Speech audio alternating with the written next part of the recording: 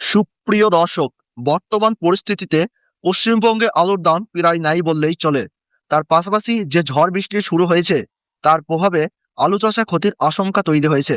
আজও বৃষ্টি হওয়ার সম্ভাবনা রয়েছে, আর যদি আবার বৃষ্টি হয় তাহলে পরিস্থিতি আরো খারাপ হতে পারে। বিশেষ করে এখনো মাঠে অনেক জ্যোতি আলু পড়ে রয়েছে, যা চাষি ভাইরা এখনো তুলতে পারেননি। এই অবস্থায় চাষি ভাইদের উদ্দেশ্যে বলবো, আজ এবং আগামীকাল 2 দিনই বৃষ্টির সম্ভাবনা রয়েছে।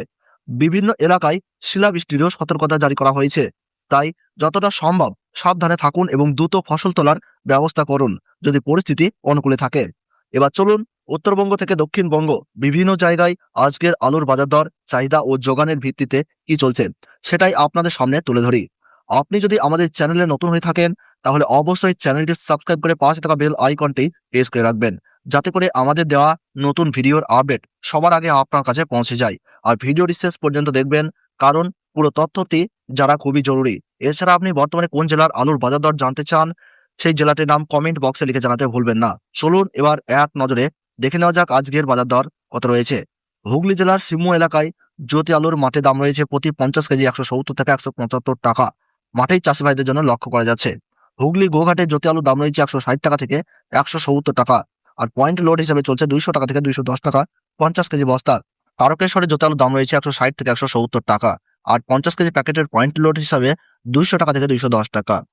আটপাড়ায় পোখরাজ আলুর দাম রয়েছে 160 টাকা থেকে 170 টাকা। পয়েন্ট লোডের দাম রয়েছে প্রায় 200 টাকা থেকে 220 টাকা। কামারপুকুরের জ্যোতি আলুর 50 কেজি প্যাকেটের দাম রয়েছে 150 টাকা থেকে 200 টাকা এবং পয়েন্ট লোডের দাম রয়েছে 220 থেকে 230 টাকা পর্যন্ত।